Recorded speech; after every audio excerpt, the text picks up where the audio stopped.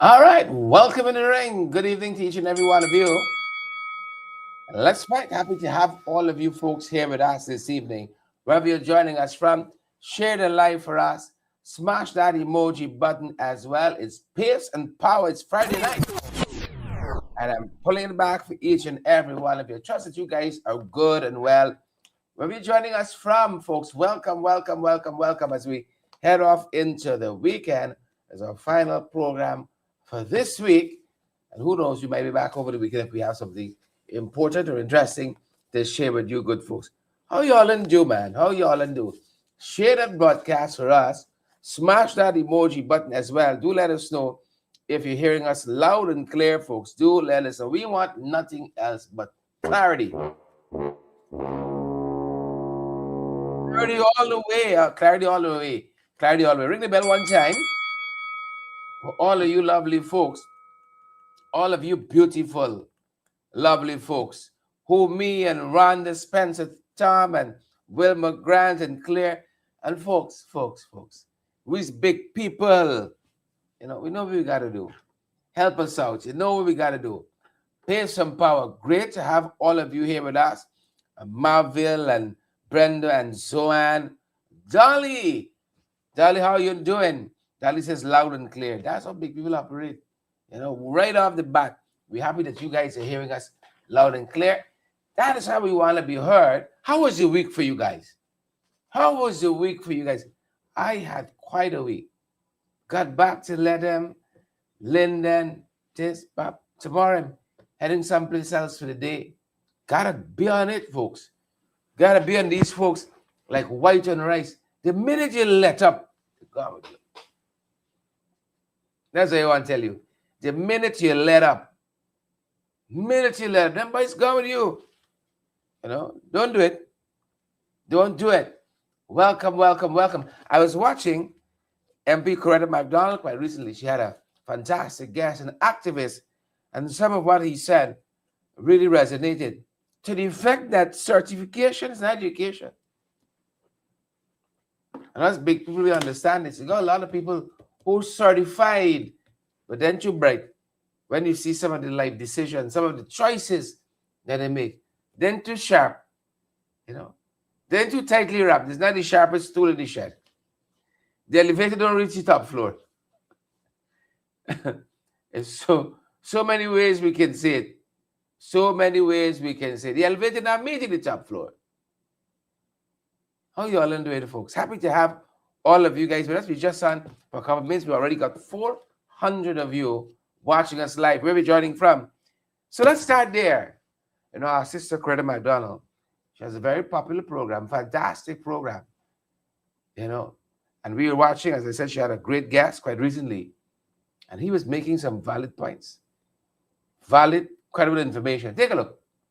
Take a look for us, good folks. Take a look and take a listen. Want to make sure we don't, I think I can do this from this end. Want to make sure we don't have any obstructions once we start. Yep, take that down. Yep. Take a look, folks, and take a listen. Pereira, a social and political activist, has said that in the days when there was no free education, he was forced to grapple with the disadvantages of the brilliant but poor students. Let me put it in a nutshell. I knew that something was wrong. And later on, I came to the belief, and I subscribe to that until today, that education is a human right. Mm-hmm. It's not, it's an investment in people. It's not a commodity to be bought and sold or regulated by market forces. He said that there is a crisis not only in education, but also in the housing and in the social services today. I have always been socialist in orientation. I'm a socialist. I'll always be a socialist.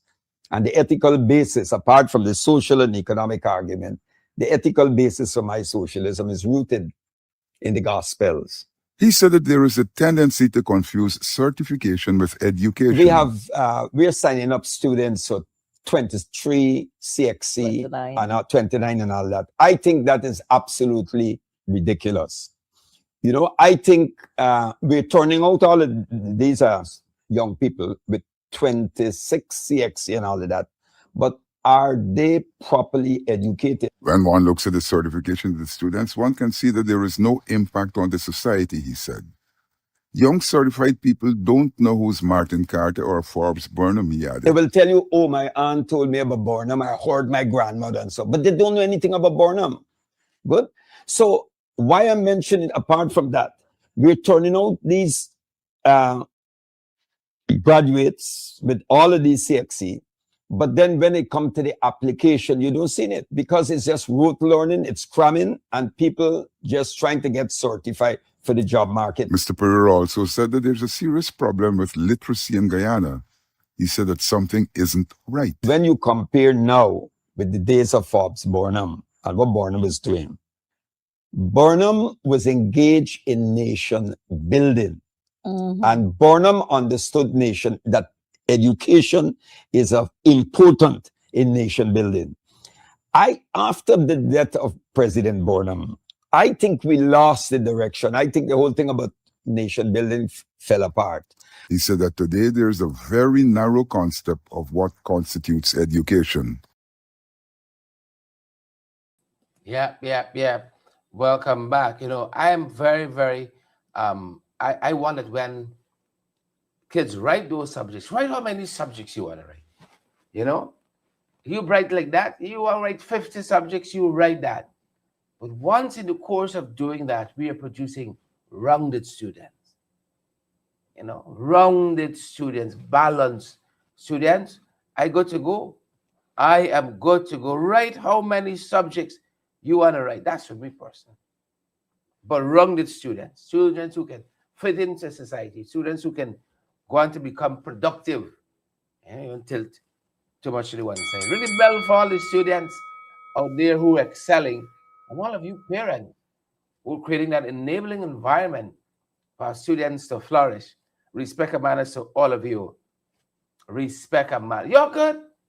You're good. You know who else I was listening to? So I was listening to Advancing the Cause. That's a program that our sister Credit McDonald has. Advancing the Cause. And you know who else I like to listen to? I like to listen to Paul Slow. I love to listen to Paul Slow because he understands policing issues. He understands security matters very well. This has been his profession for a very long time. Retired as a senior assistant commissioner of, assistant commissioner of police by the title. It's a senior role in the Guyana Police Force. Assistant commissioner of police, retired from the force at that very high level.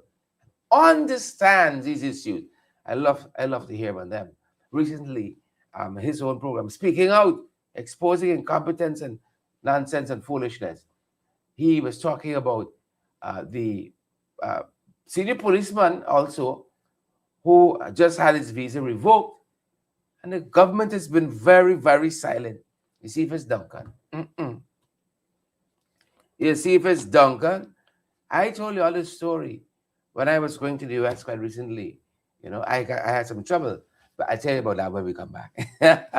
I'll tell you about that when we come back. I told you that already, but I'll tell you about when we come back. But again, this is the former retired assistant commissioner of police, Paul Slow, on this whole Caesar issue, you know, and what really and truly is at play here, this Caesar issue. Take a look and take a listen. I hope there have been allegations and rumors about Michel Caesar. And having said that, let me make it clear that the revocation of Caesar's visa does not mean that he, or any visa, as far as we know, that doesn't mean that he's guilty of anything. Let me put this out there, right? That was retired Assistant Police Commissioner Paul Slow. He was commenting on the recent detention and return to Guyana of senior detective Michel Caesar. Caesar had traveled to the United States recently, but he was detained at the John F. Kennedy International Airport, had his visa cancelled and sent back to Guyana. The revocation by me, the beginning of a process. Because if it is United States, then we can expect that if it is as a result of the commission or the allegation of any crime, then we can expect indictments, grand jury sitting to indictment, seal or unseal or seal.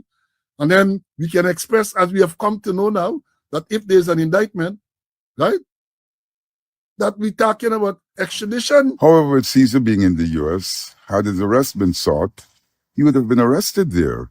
Slow said that there are allegations against Caesar, but he's uncertain that the revocation was tied to those allegations. His claim that he was arrested and questioned in the US back in 2024, I think it was, a senior police officer, I think at the time he was a superintendent of police, in charge of the major crime unit of the Guyana Police Force, is detained at the US airport and questioned at the US airport. And you saw what was the response of the vice president?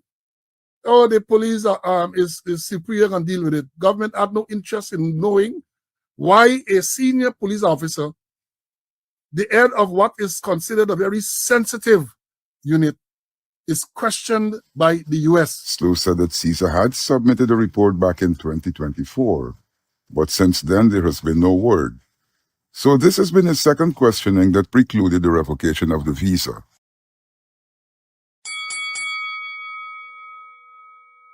Welcome back, welcome back, welcome back. Well, welcome back. A lot there. A lot there. But the fact that we have policemen, senior policemen, who've had their visas revoked, you know, who got all kinds of charges against their name and allegations and so on. It's quite telling for the professionalism of the Ghana police. It's quite telling. So I was telling you, I was heading through JFK, just got in there and trying to get I had my photograph taken, trying to get my hand scanned, and my hand wouldn't scan. The later I rubbed my hands together, blowing them, it might be cold. The thing to scan it just isn't picking up this thing. All manner of things the very kind lady was telling me to do, and my hand just wouldn't show up. And she said, all right, this after about 15 to 20 minutes, she said, all right, somebody's going to come and we're going to give you some guidance. So Border Patrol individual came and he pulled me to the side. He asked me to come with him. We went into a room. I sat down for a couple of minutes, and then they asked me where I'm coming from, where I'm going. I can't remember what else I was asked. And then they said, you're free to go. So while that was happening, I was thinking, oh, this is what it feels like. This is what that this is what that process feels like. It's not a good feeling, you know, not a good feeling. My wife and my son, they went through quite okay. Not a hitch with me, it's always something. The hand wouldn't scan, see. I got special hands. That ever happened to you? You get special hands? Marcia, Daniel, and Savage, and Shelly, and Orvin, and Ingrid. You get special hands? Mandy and Omi, and all you are beautiful. Angela Jordan. You get special hands like that? Viola. Good evening, folks. Great to have all of you on with us. I want to share a couple of things that should pique your interest as we head off into the weekend. As I said when I started, we big people. You don't gotta tell big people one thing over and over and over and over. I know as I get older, I find don't question me too much. Don't question me too much. I don't want to have to explain myself. You know, I don't want to have to explain myself. Don't question me too much. Don't track me. Why? As a big person, don't do it. So there's a missing bulletin out. There was a missing bulletin out for this woman, Mary Jones. And I like some what Mary Jones said. She's retired, right? Came into Guyana, looking at things, you know. And then she said her realtor, something like that, her property investment manager, or something like that, called her. This is Demar Waves reporting, and said, there's a wanted bulletin, not a missing bulletin for you. Let's say I did right here. The lady said, I told them when I got settled, I can be in contact with them. I have not been in contact. I mean, I ain't settled yet. She said, at 60, she said 67, I make decisions for myself. What is it? And I could immediately identify. Right? I could immediately identify. She said, tell you, when I said, I can be in touch. What is it? I know you might get some family you really want to stay in touch with. I understand the importance of staying in touch. I think people know where you are and so on. But people got to listen to her. So Mary Jones, 69, an American, a retired registered nurse, she confirmed that she was alive and well.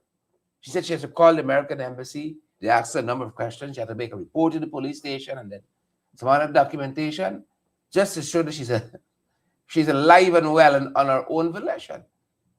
Right? After being reported missing. You know? Lady said, I'm 69. I make decisions for myself. I like the one line. I make decisions for myself. I don't have to explain myself to people. I'm going outside. I'm coming back.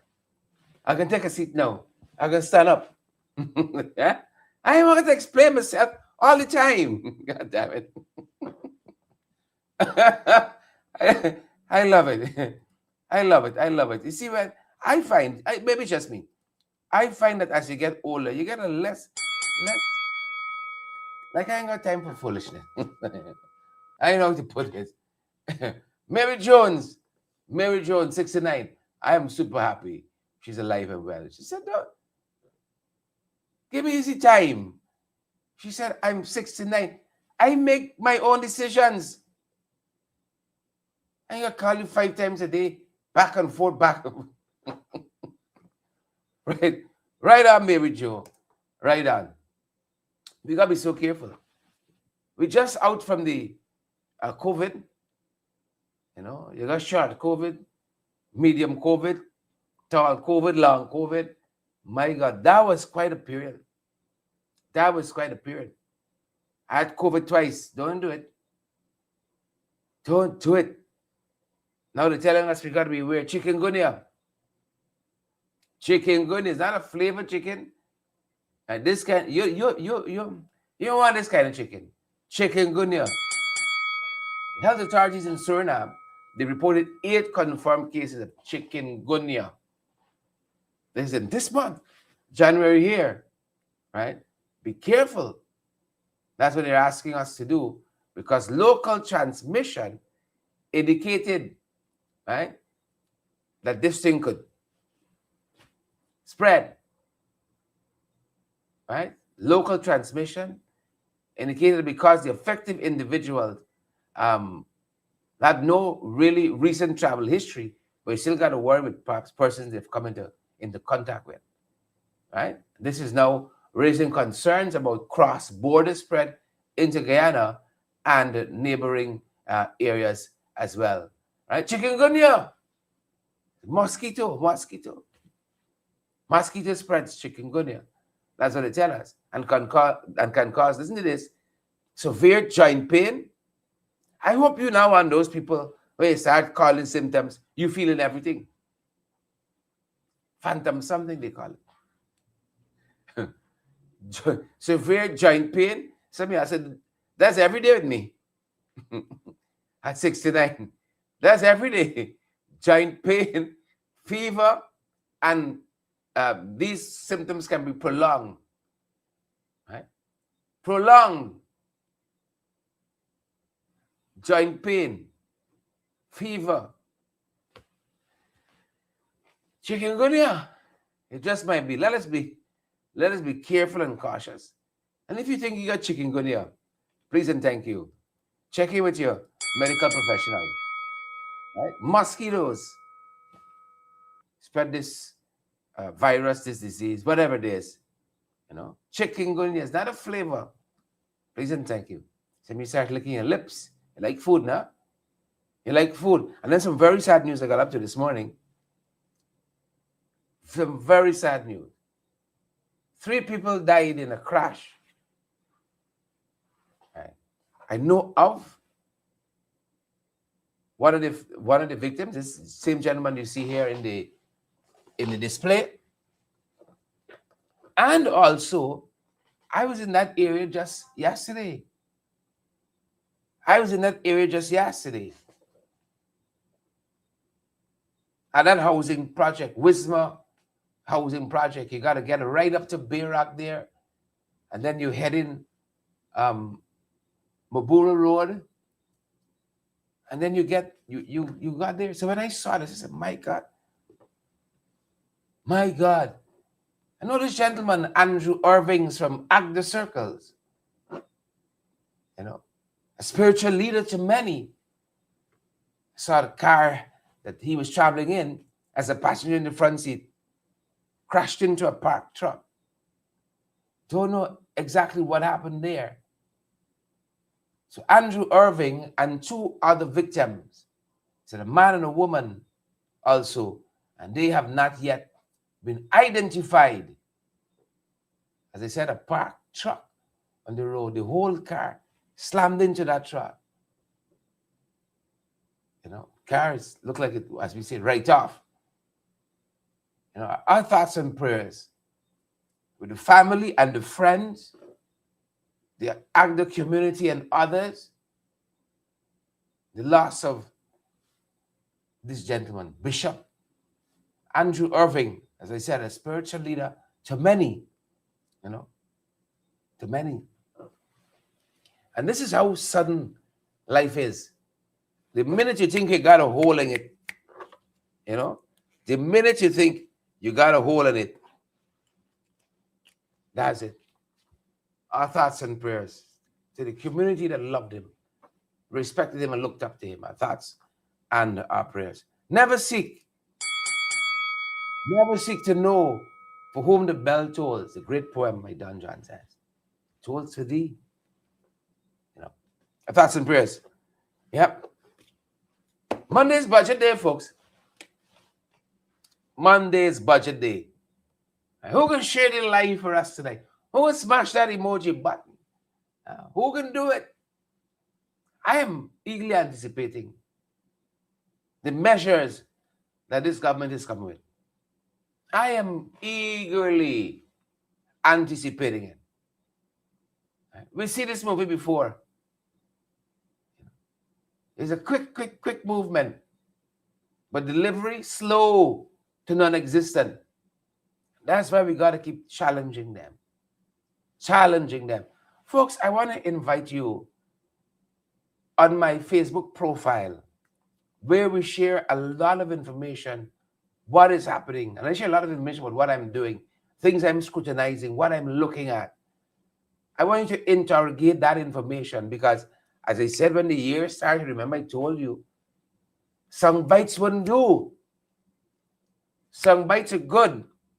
But we got to move beyond that and be able to consume and assimilate, interrogate massive pieces of information. And I just like how they do it now. You know, you can read, you pull up something on your phone, you can ask the phone to read it out for you. You know, if your eyes ain't too good like my own, right? And a whole host of other ways. That's why I like audiobooks. When I see a book is 15 hours, you can imagine reading that. 15 hours listening time. You know, I like Foreign Affairs magazine that I subscribe to. You know, some of the articles I read, I like that. An article is an hour, is a half, 45 minutes long. Listening time. Imagine if you had to read all that in text. You know, so I'm happy that the technology is there to help you to assimilate it. And this is what we got to do. We just want to be surface, tap, in that sense, but to interrogate information, be able to see connection, see patterns in that information. So, oh, this is what these jagabats and trench rappers doing. You know, you're onto it. And this is a budget because it's trillions of dollars now. There's not $1 million budget and $1 billion budget. $1 trillion budget. Right? You got to be able to assimilate all that information. 3 volumes of appropriations and expenditures. And you got to be able to delve into that. 6 hours talking time. Ashni, I figure, listen, this budgeting can do in under an hour. Don't let me torture people. We can wrap this thing up in under an hour. They're so bright, 6 hours. They're not so bright. But while all of that is happening, on Monday, very early Monday morning, 10 o'clock, we have a meeting of the opposition members of parliament, yours truly inclusive, 10 o'clock at public building, which we're going to elect the leader of the opposition. And I have no doubt, unless they got some dissensions and they can't win, that Ashraf Mohammed is going to be declared the leader of the opposition. APNU doesn't intend to field a candidate. And so I have no doubt the nomination is going to be made. We ain't got no nominations that we're going to make. And if Ashraf Mohammed is the only nominee, the thing gone through. The thing gone through. You know, that's that. The thing gone through. The thing gone through. We ain't gonna bother too much with anything else. We gotta move. We gotta move things forward. You can't stick up. And so today, APNU held his press conference. APNU held his press conference and waded into some of this. Take a look, folks. The third and attorney at law has reacted to the attack on the diplomatic community by Speaker of the House Mansour Madir. Governance is not a solo performance. It is a symphony of institutions working in harmony under the strict conduct of the law. When that harmony is disrupted by those sworn to protect it, we must speak up not out of malice, but out of a duty of truth. His comments came in a podcast on Wednesday.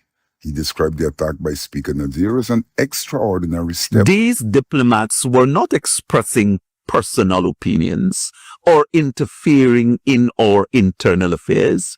They were doing something far more fundamental. They were advocating for the integrity of the Guyanese Constitution by calling for the appointment of a leader of the opposition. He said that the diplomats were supporting the governmental architecture. He said that a government doesn't function solely on the whims of a president. Office of the leader of the opposition is not a suggestion or a political courtesy. It is a constitutional office. To leave that seat vacant is to leave our democracy unfinished. When the international community calls for this vacancy to be filled, they are not taking sides. They are standing on the side of the supremacy of our Constitution. Dr. Todd said that the Speaker is entitled to his opinion. However, when he speaks as the holder of the office, his comments must be subservient to the rule of law. It is deeply concerning to see a Speaker who appears comfortable holding a position that is, at its core, undemocratic and unconstitutional. A Speaker should be a referee of the House, ensuring the rules are followed, not as an obstacle to the very laws that give the House its power. He said that the country must return to a place where the constitutional arrangements outweigh political agendas. Our international partners expect it. But more importantly, the Guyanese people deserve it. Yep. Laying it out there. Laying it out there for us. That's not the exact video that we wanted. But let it suffice so far as to say, this speaker here, that's why the people have to go in at him. You know? That's why the people have to go in at him and say, humble yourself, because you're batting outside your crease right now. And you can get bowled out. Right? You can get veto. You can get revoked. So you better pull back. So this meeting is going to happen on Monday. You know, I'll probably try to bring you on my vantage point. It shouldn't be a very, very lengthy meeting. But I'm very, very interested to see how things turn out. You just never know with this government. You just never know this government. I do not believe, I do not have any reservation that APNU is going to want to see the natural, what do you call it? The natural, not consequence. Conclusion to this matter. And you know, as Ganesh Maipal said today on that press conference, this is a small part, you know, of a much larger picture of democratic governance. But because the PPP have been so vicious, the whole thing is just blown up. And we should have done this months ago and gone on to other things. But I know these boys we're dealing with. You all know these boys we're dealing with. Take a look at this. Do we have it? Don't we have it? Do we? Don't we? Do we? National Assembly Mansour Nazir inserted himself into the appointment of leader of the opposition. He expressed his disapproval over the likely appointment of Azruddin Mohammed as leader of the opposition. Today, Friday, leader of the APNU parliamentary members, Dr. Terence Campbell, said that on his appointment, the speaker should take on the clothing of impartiality. The comments by Speaker Nadir were not neutral. They were not partisan. They were partisan. They were not restrained. And may I remind you, Adam, they were not only directed at the presumptive leader of the opposition, they were also directed at the U.S. ambassador and the Canadian High Commission. He said that his party would have to work with the speaker. He hopes that having made his utterances, Speaker Nadir would have come to terms with his mistake. Dr. Campbell described the meeting between the speaker and the diplomatic community as interesting. He has had a quote-unquote interesting meeting, interesting and unprecedented meeting with several members of the diplomatic corps. I would guess that these things were discussed, and I'm hoping it is the last that we see of this type of partisan conduct and ill-tempered comments from the speaker. The opposition leader would be elected on Monday. Mohammed is expected to be elected unchallenged. Win has 16 seats in the National Assembly out of an opposition side of 29. Win has clearly said that there will be one candidate for leader of the opposition coming from Win, Mr. Azruddin Mohammed. It is our expectation that Mr. Azruddin Mohammed will be elected as the leader of the opposition. The speakers also restricted the presence of the media to cover the event, which would be held in public buildings. The Speaker of the National Assembly, in keeping with his current practices or current trend, has decided that only NCN will be present for the election of the leader of the opposition. I believe that if NCN should be present, all media houses should be present. And at this point, I want to, if the reports are true, to actually condemn that very partisan decision. Yeah, so they start already. Why NCN alone? Why not News Source? Why not Travis? Why NCN alone? You see, they want their own narrative. They want their own spin on things. You know, there's not good governance. It's not a good way to go into it at all. At all. And why have we been distracted on this? Why have we been distracted on this? There are a couple other things that really and truly should have had our attention. And we got to hold a focus. They got a couple other things should have our attention, like what's happening at GCOM. Oh, the chairman of GCOM, Justice retired Khalid Singh, she has maintained Alexander Trotman Corbin, usurping those seats. And it's for the new leader of the opposition to appoint him. Yes. That's been her position. Right? And in the meantime, they're fiddling with the system. Fiddling with it. Fiddling with it. Fiddling with it. Fiddling with it. You know? They're now doing claims and objection. And as those commissioners have been saying, claims and objection alone is not enough to cleanse the voters list. Listen, if we really want to cleanse the voters list, we can do it and we can do it right. If we really want to cleanse it.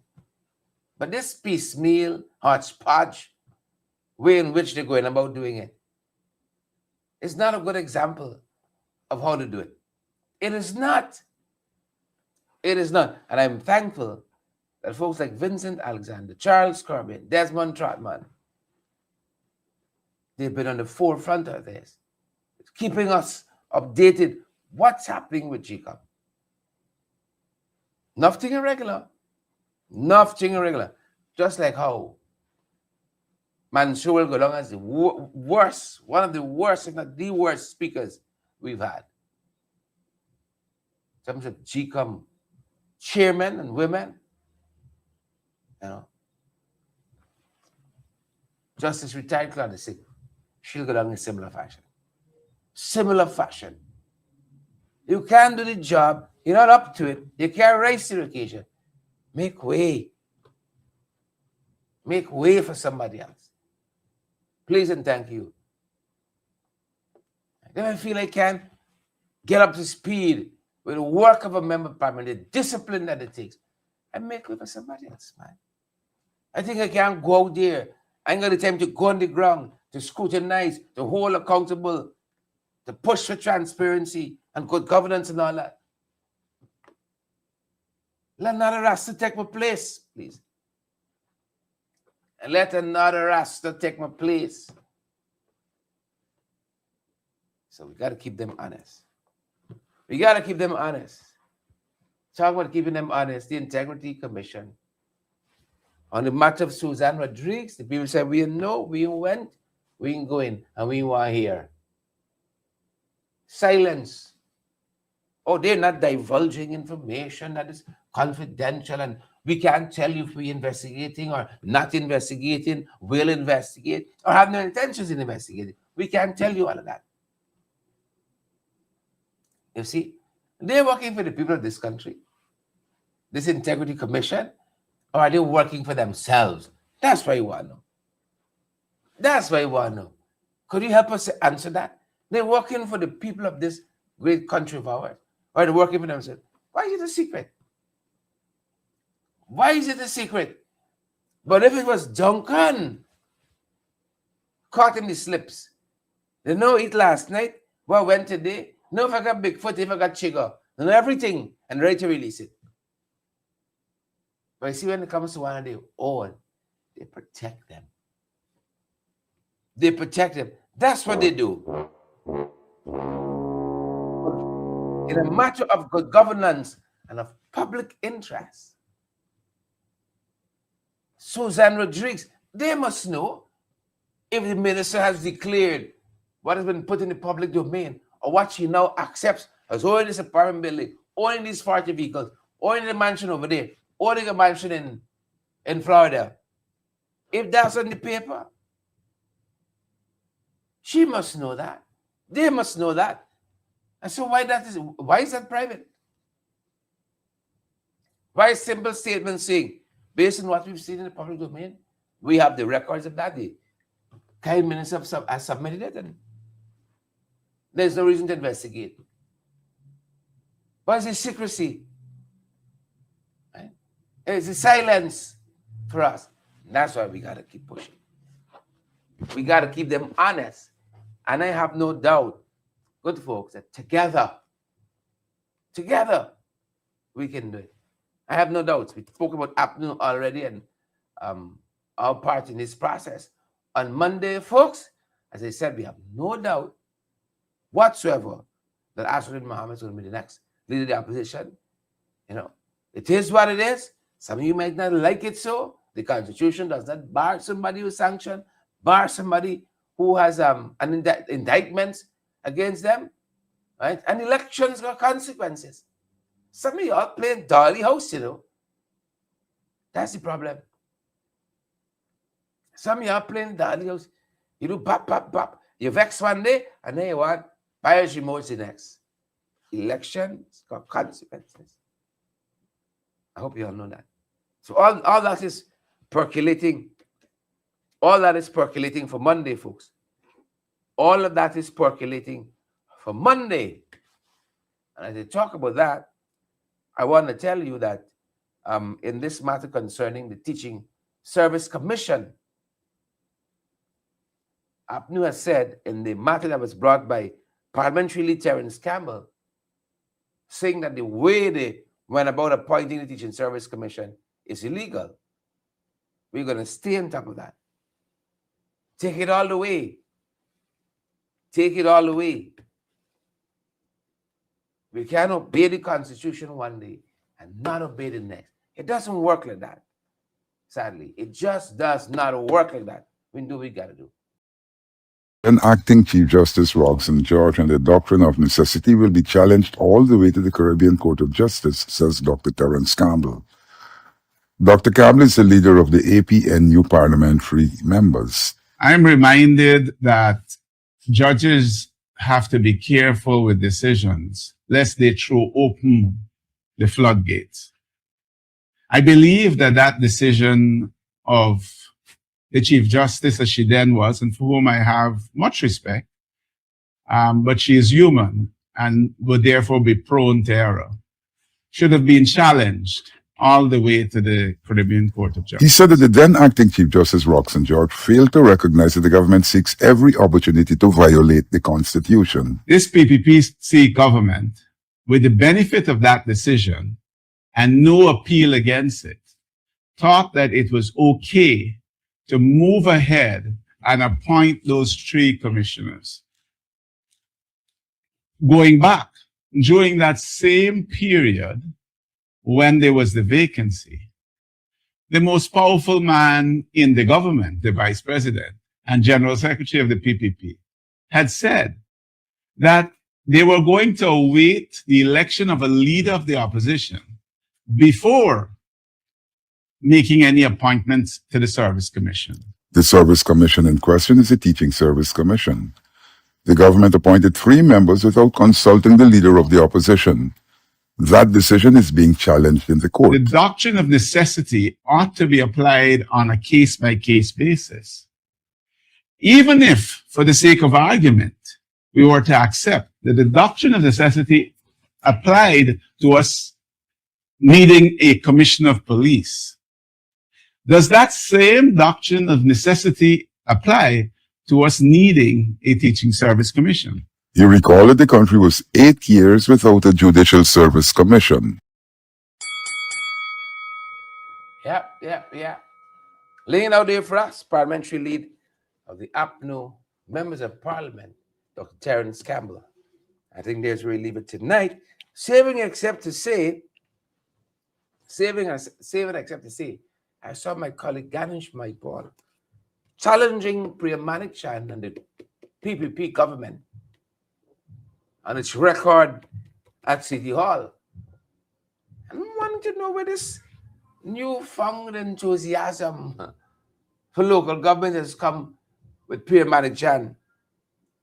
You know, where has it come from? Where has it emerged from? Please and thank you. You know, you got a record.